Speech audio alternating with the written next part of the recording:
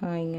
நேற்று பார்த்தீங்கன்னா, வெளியில் போனப்போ ஒரு பாட்டு வாங்கிட்டு வந்தேன். சரி, என் துளசி செடி ரொம்ப டேமேஜ் ஆயிடுச்சு. 2 வருஷம் ஆயிடுச்சு. சரி, வேறு பாட் வாங்கியாச்சு. அதுக்கு பாட் மிக்சர் பார்த்தீங்கன்னா, கொக்கோ பிட்டு ப்ளஸ் வெர்மி கம்போஸ்ட்டு, மண்புழு உரம் 1:1 ரேஷியோ 2. அது கூட வந்து கொஞ்சோண்டு வேப்ப புண்ணாக்கு ஆட் பண்ணிட்டேன்.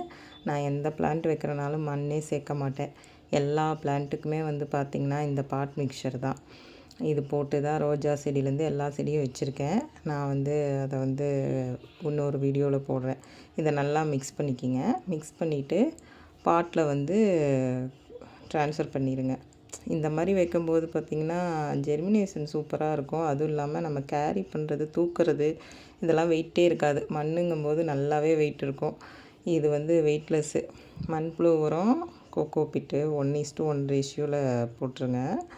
போட்டுட்டு இந்த மாதிரி ஃபுல்லாக அதை தண்ணி ஊற்றி மாய்ஸ்சர் கண்டென்ட் வர மாதிரி பார்த்துக்கணும். இந்த துளசி பிளான்ட் வந்து நான் விதை போட்டு வளர வச்சது தான். இதுவும் இந்த க்ரோ பேக் பக்கத்தில் வச்சுருக்கேன் பார்த்திங்களா, இந்த பேக்லேயும் வந்து கொக்கோ பிட்டும் மண்புழு உரமும் போட்டு வளர வைக்கிறது தான். சரி, இதுலேருந்து அதுக்கு நம்ம ட்ரான்ஸ்ஃபர் பண்ணிடுவோம் அப்படின்னு சொல்லிட்டு ட்ரான்ஸ்ஃபர் பண்ணிட்டேன்.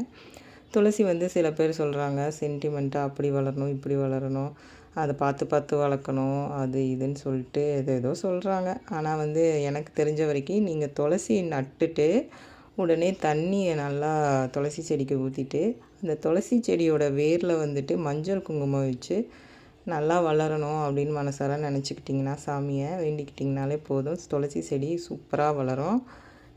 எவ்வளோ நான் பார்த்திங்கன்னா, என்னோடய பழைய செடியை காட்டுறேன் பாருங்கள். இது வந்து கிட்டத்தட்ட 2 வருஷத்துக்கு மேலே ஆச்சு நான் வச்சு. இப்போ ரொம்பவே அதோட லைஃப் பீரியட் முடிஞ்சிருச்சு. அது ரொம்ப காஞ்ச ஆரம்பிச்சிருச்சு. சரி, அதோட கொஞ்சம் க்ரீனிஷ் இருக்கும்போதே நம்ம வேறு மாற்றிடுவோம் அப்படின்னு சொல்லிட்டு அந்த பாட்டுமே ரொம்ப டேமேஜ் ஆயிடுச்சு. அதனால் மாற்றி அந்த செடி இருந்த இடத்துல வேறு வச்சாச்சு. அடுத்து பார்த்திங்கன்னா, ஈவினிங் பிள்ளைங்களுக்கு சப்பாத்தியும் கிரேவியும் செய்யலான்னு மஷ்ரூம் கிரேவி பேன் வச்சுட்டு ஈஸியாக செஞ்சிடலாம். அதில் கொஞ்சோண்டு பட்டர் ஆட் பண்ணிவிட்டு கொஞ்சம் ஆயிலும் ஆட் பண்ணிட்டேன்.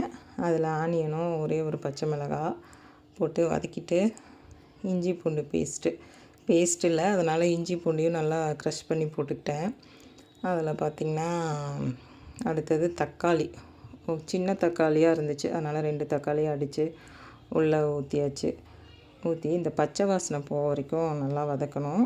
அதுக்கப்புறம் கொஞ்சம் மஞ்சத்தூள், இது வந்து மிளகு ஜீரகம் வீட்லேயே அரைச்சது, மிளகாத்தூள், மல்லித்தூள், கரம் மசாலா போட்டு எல்லா மசாலாவும் வீட்டில் அரைச்சது தான் போட்டுட்டு கொஞ்சமாக சுகரு டேஸ்ட் என்ஹான்ஸ் பண்ண கருவேப்பிலை போட்டு நல்லா பச்சை வாசனை போகிற வரைக்கும் நல்லா வதக்கிட்டு இந்த மாதிரி மஷ்ரூமை ஆட் பண்ணி அதுக்கப்புறம் கொஞ்சம் சால்ட்டு போட்டு நல்லா மிக்ஸ் பண்ணி விட்டுருங்க. தண்ணியே ஆட் பண்ண தேவையில்லை, ஏன்னா மஷ்ரூம்லேருந்தே நிறையா தண்ணி வரும்.